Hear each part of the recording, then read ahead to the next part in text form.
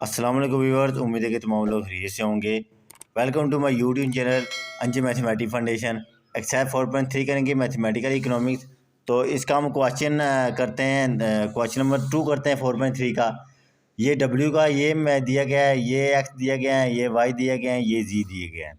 अब देखिएगा वो हमें ये कह रहा है कि which of the following are defined W prime x.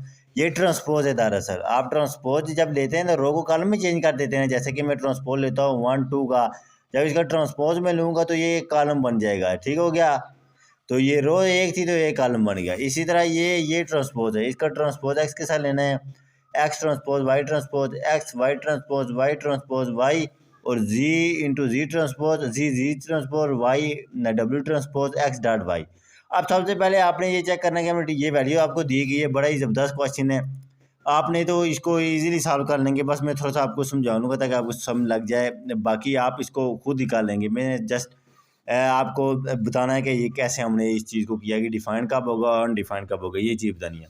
तो ये क्या पहले कह रहे हैं कि डब्ल्यू प्राइम ऑफ एक्स आप फाइंड करें। तो डब्ल्यू प्राइम क्या है, ये डब्ल्यू है। आप इसका ट्रांसपोज ढूंढेंगे तो ये कॉलम किसके अंदर चेंज हो जाएगा, इस रो के अंदर 3 2 और 16। और ये एक्स है सिंपल, तो x1 और x2। अब देखिएगा, अब हमें कह रहा है कि हमने क्या देखना होता है, पहले के कॉलम और दूसरे की रो। अब देखिए इसके कितने कॉलम है, 1 2 3। इसकी रो कितनी है, 1 और 2, यानी कि 3/2। इसका मतलब बराबर नहीं, इसका मतलब ये अनडिफाइंड है। क्यों अनडिफाइंड है, देखिएगा। जब पहली रो को मैं पहले कॉलम से मल्टीप्लाई दूंगा 3 को, तो 3x1। ठीक होगा, पहली रो है तो इसको मैं जब पहले कॉलम से दूंगा, ये सारी रो है, 3x1 आ जाएगा।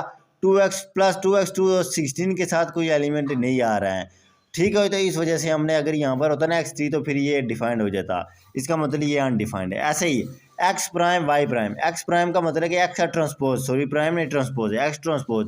तो x1 x2 का ट्रांसपोज ये तो ये आया, y1 y2 का लिए तो ये ट्रांसपोज है, क्योंकि ये कॉलम रो के चेंज हो गया, ये भी कॉलम रो गया। अब इनको मल्टीप्लाई देखें, इसकी भी कितनी रो है, इसके कितने कॉलम है, एक कॉलम दो कॉलम। इसकी रो कितनी है, एक है। तो ये नहीं कि 2/1 का है, तो ये भी डिफाइंड है नहीं है। इसका मतलब है कि इसके अंदर सिर्फ ये डिफाइंड नहीं है, बाकी ये सारे डिफाइंड है। कह रहे हैं कि find are the product are defined.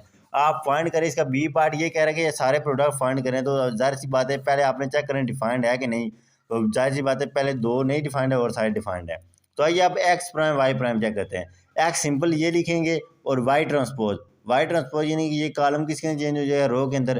देखिएगा इसका एक कॉलम है और इसकी एक रो है, 1/1 मल्टीप्लाई हो जाएंगे।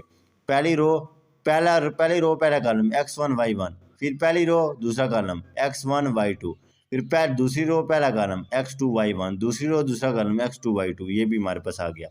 ऐसे ही y ट्रांसपोज y। अब y क्या है, ये है, इसका ट्रांसपोज लेंगे तो ये रो के अंदर चेंज हो जाएगा। पहले एक दो कॉलम इसके और दो रो हैं, ये इसका मतलब 2/2 का आ रहा है, तो ये भी मल्टीप्लाई हो जाएगा। पहली रो पहला कॉलम y1 का स्केयर प्लस y2 का स्केयर। जब यहाँ पर रो के अंदर आ जाता है ना, तो यहाँ पर कॉलम के अंदर, तो फिर हम प्लस का साइन लगाते हैं। अगर पहले कॉलम आ जाएगा ना, दूसरी बार रो, तो फिर हम इस तरह मल्टीप्लाई करें। देखिए क्या, पहली रो को इससे मल्टीप्लाई दूंगा तो y1 यानी y1 का स्केयर हो जाएगा, और y2 को y2 से दूंगा तो इसका स्केयर हो जाएगा।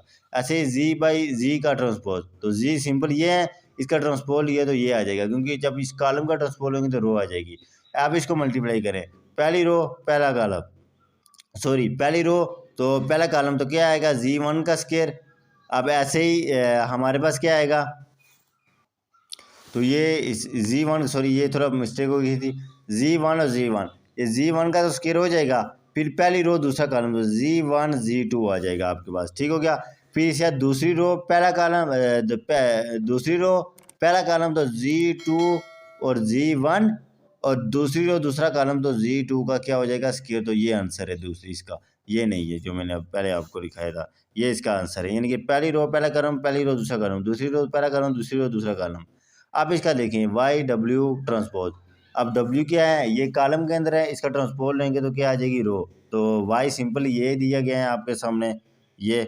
तो आप देख सकते हैं यहाँ पर, इनको मल्टीप्लाई करें, पहली रो पहला कॉलम 3y1, पहली रो दूसरा कॉलम 2y1, पहली रो तीसरा कॉलम 16y1, फिर दूसरी रो पहला कॉलम 3y2, दूसरी रो दूसरा कॉलम 2y2, दूसरी रो तीसरा कॉलम तो 16y2 आपके पास आ जाएगा। ऐसे एक्स डॉट वाई, एक्स क्या है x1 y1, और वाई क्या है y1 y2।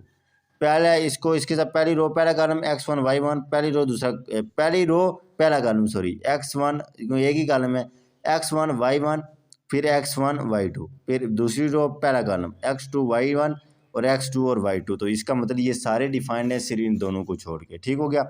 अब दूसरा क्वेश्चन है, इसका पार्ट का क्या कह रहा है। इसी पार्ट का कह रहा है कि having solid and time of quantities आपको ये दी गई हैं और प्राइस आपको ये दी है। क्वांटिटी क्या है, क्यू से लेकर क्यू एन तक है, प्राइस ये है। कह रहा है इसको इसका टोटल रेवेन्यू चेक करें और इसको सिग्मा नोटेशन की फॉर्म में लिखें, यानी सम करके, फिर इसको वेक्टर नोटेशन के अंदर।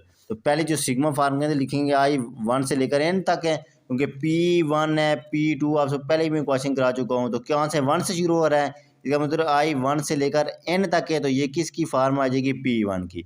ऐसे जब Q है तो Q क्या है 1 Q2 चलते चलते Qn है, एलिमेंट कहाँ से शुरू हो रहा है 1 से, तो I1 से लेकर N, और ये क्या हो जाएगा Q ऑफ I हो जाएगा। अब इन दोनों को गट्ठे करके लिखें तो क्योंकि दो वेक्टर है तो इनको गट्ठे भी लिख सकते हैं, दो समीशन फॉर्म के अंदर हम लिख सकते हैं इन दोनों को। तो P1 और Q1 है, ठीक है। वेक्टर नोटेशन ये कह रहा था। फिर कह रहा है अब क्या है, P1 and Q with the column vector are prices and quantity respectively the total revenue P dot Q या P ट्रांसपोज Q या Q ट्रांसपोज P, यानी कि आप इसको इस तरह लिख सकते हैं, let P and Q with the column vector prices and quantity respectively, तो टोटल रेवेन्यू ये आ जाता है आपके पास।